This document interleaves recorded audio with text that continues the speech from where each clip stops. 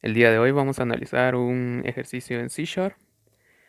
Para esto vamos a tener nuestro método main, donde vamos a poder encontrar tres variables de tipo int.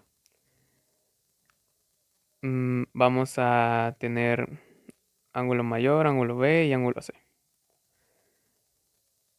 Para indicarle al usuario lo que queremos o lo que estamos solicitando, utilizamos la herramienta console.writeLine, que básicamente lo que hace es sacar lo que está aquí dentro de los paréntesis o más bien escribirlo en la consola por medio de este método. Luego vamos a leer el ángulo mayor con la herramienta console.readline, pero esta herramienta lo que lee es texto. Entonces lo que necesitamos es un número. Para eso vamos a convertirlo con esta otra instrucción que varía dependiendo del tipo de dato. En este caso utilizamos un convert to int porque nuestra variable es entera. Int 32 porque nos proporciona un int de 32 bits. Em, para el ángulo B exactamente lo mismo.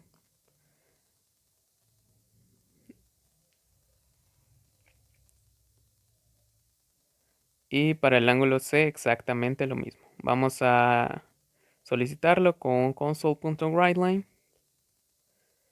y a pedirlo con un console.readline. Ahora acá vemos que tenemos un if anidado. Vemos este if que termina hasta acá y este otro if que termina hasta acá.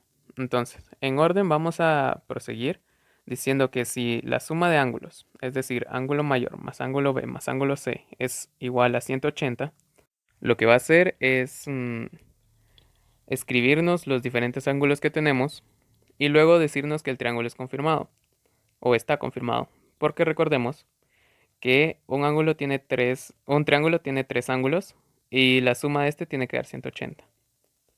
Si esto se cumple, entonces nos dirá que el triángulo está confirmado. Luego de esto vamos a evaluar el ángulo mayor. Entonces, vamos a decir que si el ángulo mayor es mayor a 90, entonces nos dirá que el tipo de triángulo es un obtusángulo. Siempre utilizando la herramienta de console.writeLine.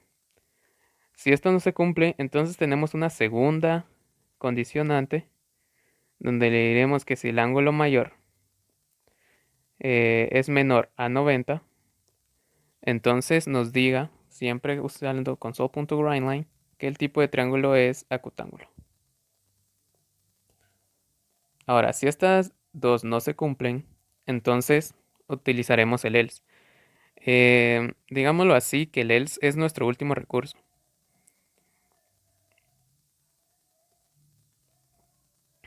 Ya que estas dos no se cumplen, iremos directamente al else, donde nos dirá que que es un triángulo rectángulo, ya que si no es mayor y no es menor, entonces quiere decir que es igual. Por lo tanto, es un triángulo rectángulo. Recordemos algo, que todo lo que está aquí, todo esto, está en la parte verdadera de este if. Entonces, ya que está en la parte verdadera, todo if debe tener una parte falsa. Entonces, si todo esto no se cumple, iremos al else de aquí abajo. Recordemos que este else no es el else de este if, sino que este else es el else de este if. Si no se cumple todo lo de arriba, entonces diremos que el triángulo es denegado, ya que no se cumplió específicamente esta instrucción. Si la suma de ángulos no da 180, entonces diremos que el ángulo está denegado. Y esta instrucción es para que la consola se mantenga más bien y podamos leer los resultados, ya que si no la utilizamos, sacará los resultados pero se cerrará automáticamente. Entonces esto nos brinda un pequeño espacio en la que podemos verlo.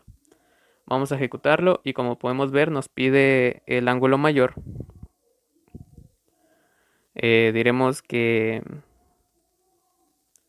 es 90 y los demás 45 para que nos dé 180.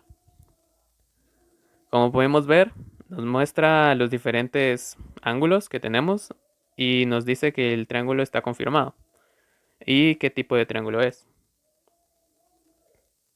Lo detenemos y vamos a hacer otra prueba donde vamos a cambiar el valor de los ángulos.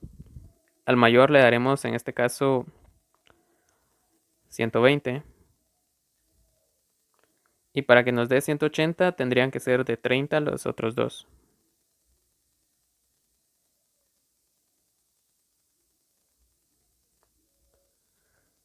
De nuevo tenemos los diferentes ángulos, tenemos confirmado el triángulo y el tipo de triángulo.